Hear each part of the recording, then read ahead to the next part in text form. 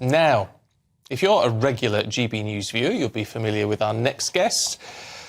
Oh, aren't we familiar with them? Patrick Christys and Emily Carr. Yeah, well, if you're a regular viewer, you will be aware that they're our power couple. They're engaged to be married. Yes, what you might not know is Patrick's very personal battle with alcohol, which led him to leading a double life, drinking all day, every day. We're very pleased to say that they've joined us, as you can see, and they've got quite a story to tell. Well done, first of all, Patrick. Thank you. In fact, we've got a message already from Edward, who said, I just wanted to send my best wishes to Patrick Christys, following his Mail on Sunday article today. It's a long article today. It was a difficult read, but I'm incredibly proud of him for being able to speak about it, and I'm looking forward to watching him now. It won't be easy to talk about it, but it's an important topic and it needs to be discussed and addressed. And actually, I noticed as we're going through the headlines, you two were grasping each other's hands and things. Okay, yes. But that must mean that actually speaking about it is still quite difficult. It's quite an admission. Yeah, it is very, very difficult. And unfortunately, the thing with addiction is that it doesn't just affect the person who is the addict. It affects everybody who's around them as well, and sometimes even more so. But I just wanted to come on today and firstly say thank you very much for having me, but also just to say that there will be millions of people waking up this morning who are sick and tired of feeling sick and tired, and there'll be millions more, whether it's husbands, wives, partners, loved ones, who are also feeling at their wits' end about this. And I just wanted to give a couple of very, very clear messages, really, which is that your rock bottom with alcohol is wherever you say it is, OK? You do not have to wait to have actually lost everything. I was right on the brink. I was waking up in the mornings, throwing up blood, couldn't go an hour without a drink. I was probably only a couple of weeks away from losing my job here. I was right on the brink, unfortunately, but understandably, of course, with my personal relationship with Emily. The place that I was living, I was about to have lost that. But I got it just in that nick of time. And the other thing that But the point with that is, and what is worrying in a way, because you want people to spot it and help you out if you're in that position. I mean, heck, I saw you in the office quite a lot during that time. Would never have known. Yeah, you become incredibly good at hiding things. And when there is so much riding on it, which is that if I get caught now, I'm going to lose everything because I'll get sacked and there'll be all the shame associated with that. It's incredible what you're capable of doing. Just quickly, the other thing I wanted to say was that you can recover from this thing, all right? So I will always be an addict and I will always have to manage that, but I have the tools in place now to be able to deal with that. And there's only one thing in life that I can't do now, and that's drink. I can do everything else. I can go to weddings, I can go to parties, I can go on holiday, I can do all of that. And you know what? When I was drinking, I wasn't doing any of that stuff anyway. And I wasn't enjoying it. I was just going to say, how about, because I've heard this, because, I haven't had a drink for 20 years. What about the people who say to you, and I bet you get it a lot, can't you just have one? Well, the thing is, I don't want one. It's something that Emily and I discuss quite a lot, which is that, it would be nice occasionally to, especially if you're on holiday and you've got a nice meal in front of you, you think, I'll have a glass of wine. But you become very quick at compartmentalising that and playing the tape forward. So I play the tape forward. Do I have one glass of wine? Well, no. I have the bottle, and then I drink the bar, and then I burn my life to the Well, that's ground. what I was going to say. When you read the article, I can't get over how much you drank. Early in the morning, before work, bottles and bottles of wine, not just a drink here and a drink there. I don't understand why you weren't falling around. Well, I know. I mean, you become incredibly tolerant to it all, naturally as well. But, yeah, for me, it was a situation, and a lot of alcoholics will tell you this, which is that when you first wake up, if you've been able to sleep much at all, you actually can't keep down food or even water sometimes until you've had a little bit of something, which I know sounds bonkers to everybody out there, but it is the case. And then you obviously get into that death spiral then, but there's no denying it. If I'd have carried on, I would be dead now. Yeah. Oh, Emily, from your perspective, I mean, I know he's hiding this from you as well, when you did know something was wrong, I mean, was there just pressure on the relationship anyway because of the secrets he was... Yeah, I think so. I think the thing is that when we started dating, I like to have a drink, I like to go out for a bottle of wine and things, so I was sort of used to you drinking a lot. But it was quite soon when I thought, actually, Patrick's drinking too much. This isn't just being in your 20s and having a few too many at the weekend. This is a bit of a problem. But of course, when you're starting a relationship, you want everything to be rosy. You want everything to be nice. And I think I thought naively that we could get through it together, and that everything would be okay, and that, you know, Patrick would say, oh, I'm going to cut down, or, you know... Yeah, and you always think you can cut down. Yeah, but it was beyond that. You couldn't, and you needed help, and that's where our families came into it and really helped you. Yeah, both you know, sets of parents got involved. Everyone put their foot down and were just like, this is too much, and you knew it was too much, and then got him straight into rehab, which was fantastic, and that was a really, really difficult time for everyone. I wasn't sure if he was going to be able to get through it. I wasn't sure if, you know, we were going to get through it, but then actually you proved everyone wrong that you could actually do it. So much inner strength. Well, yeah, also as well, the love and support of those around me. Emily has been an absolute... We just did a segment on rocks then. I mean, I can't tell you how grateful I am to Emily, to my mum and dad, to my grandma, and to Emily's parents as well. And the people at Alcoholics Anonymous who, when you know, this country is full of people who spend their evenings sitting in dusty church halls and helping other people, and it is a remarkable thing. It is a remarkable thing. There is a problem, isn't there, in this country, and most people don't like to talk about it because most people don't get to your stage. But there are still people who drink far too much, and there are plenty of people, you know, with the drinking guidelines now, I think it's 14 units for men as well as women now, the official drinking guidelines per week. And how many people look at that, and I was one included, who goes, well, that's ridiculous. That's a night out.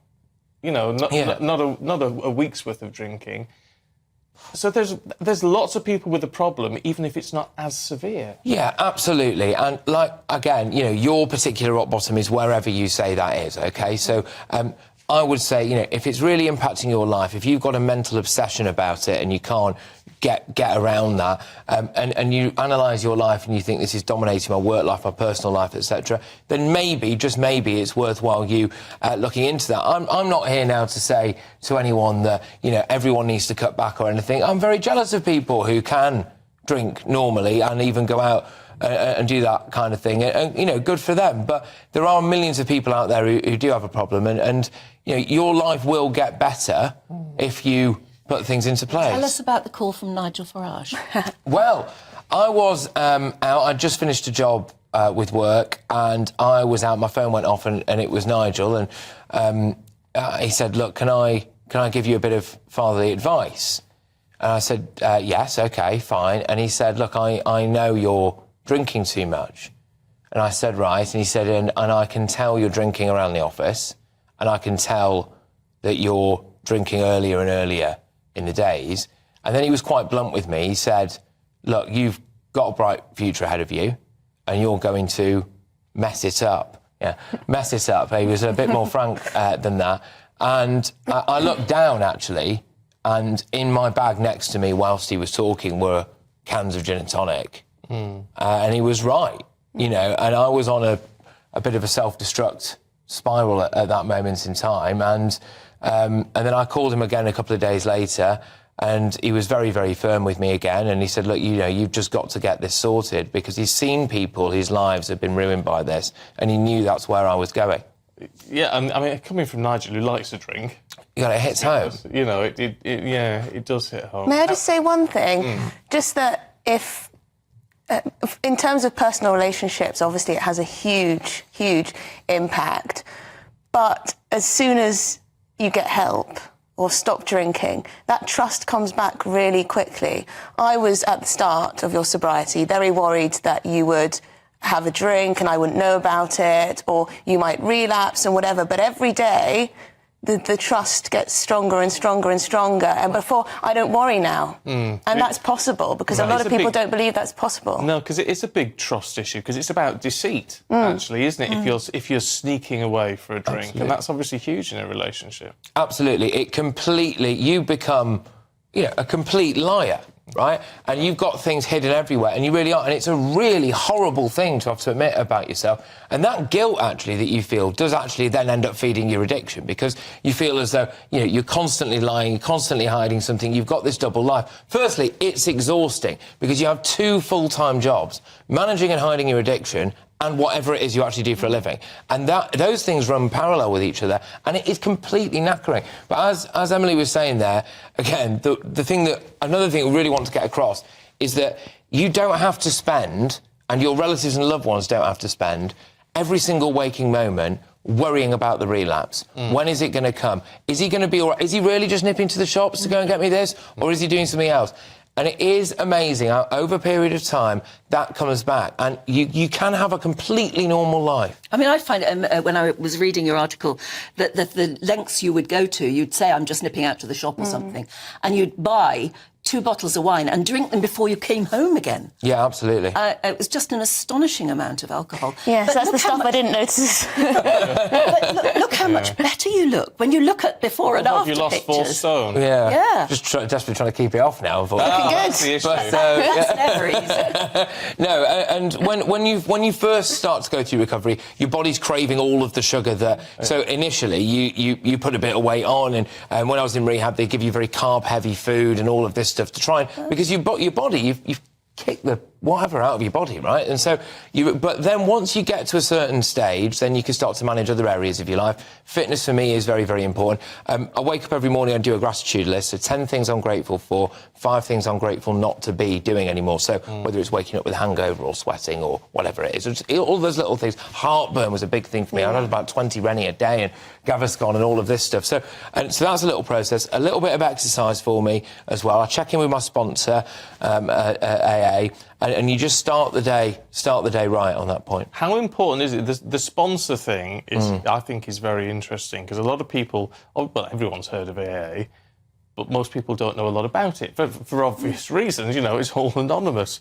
How important is it that you can have someone who you presumably didn't know before all of this that you just have to check in with? Yeah. So when you go to your very first meeting, people will be able to tell it's your very first meeting, and you will get people coming up to you and saying, would you want me to be your temporary sponsor? So that's somebody who initially, when you first walk through the door, who you will check in with every day. Now, over a period of time, you will probably find someone that you become close with in these meetings who you then have as a sponsor on a personal basis. Now, that person is very often somebody who has got years and years and years of sobriety. It really doesn't have to be. My sponsor at the moment is 14 years, clean and serene, and he's doing incredibly well. And it's somebody that you can call, really, pretty much 24/7, and it's about anything. So it's, you know, you can call about, like, I'm absolutely on the brink now, I'm about to go and do this, and they talk you down from the edge. But it can also be things like, if you know that you've got a stressful day ahead, if you know that you're about to do a job interview, or you know that, there's a lot of people in AA are going through a divorce, for example, or all of these things. And these people can just give you a bit of advice and guidance and be firm with you at times as well. Is what you need. And be firm with you at times and remind you are dealing with a deadly illness here. And you can't mess around with this thing. That's interesting you put it like that. When you did group therapy, was it helpful to hear that you're not the only one and that other people have gone through to extraordinary lengths to hide bottles of alcohol over the house and things like that? Yeah, absolutely. I mean, you realise a couple of things very early on, which is, you're not the only one, but also they always say, look for the similarities, not the differences. And there are things said in these meetings that if you said them anywhere else, people would just think you were all completely insane. But you've all done stuff like that. I was in a meeting and some guys who were talking about where we'd hidden our stashes. One guy hid it in his nan's ashes. And we were all there going, yeah, no, fine. Because we've all done something like that. And I know that sounds horrendous to people, but it's the way it is. Yeah. How long does it take from that initial decision that, actually, I am going to do something about this? I know you had a bit of an intervention, all the rest of it. But how long does it take before actually you get your head around it and you actually start to feel better rather than panicking that you're not having a drink? For me, there were a couple of very, very key things that as soon as I knew that I was going to be able to come back to work, and I'm very, very grateful to our CEO here, Angelos, who made that very clear to me early on, and also as well for me, the support of Emily and our family. And once I kind of knew that I could have some kind of normality back once I'd got this sorted, but I'll be honest with you, it actually became very easy for me because I had a straight choice between either being sober and continuing to live, and then having at least the opportunity to build back anything, or just dying. And when you look at it in black and white terms like that, actually, anything is preferable, because an alcoholic death is a horrible way to die. Yeah. Well, look, all strength to you. Well, thank you. Onwards and Thank you upwards. as well. Yeah, well, it's interesting that we've been talking about somebody having a rock. Yes. You have been, Emily. That's Well, you're my rock now. Well, vice versa. I don't know if you...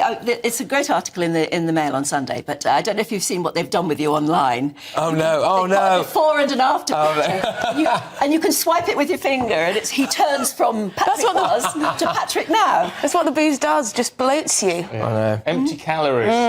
Yes. Empty calories. Yes. See? Although the way I'm sat on this sofa now, I'm looking at myself. You're trim, shut up. Yes, don't swap. Look, good to see you. And thank you for the opportunity. Thank you. Thank you. And by the way, of course, if you're concerned about you or your loved one's drinking habits, speak to a GP or call Alcoholics Anonymous, AA, 0800 9177 650. Calls are free from landlines and mobiles, and if you want any more info, it'll be on the GB News website. Yeah, and it's just that often it's the first step. And if you can talk to them, then who knows where it's going to take you. So it's definitely worth doing if you've got a problem that you're worried about.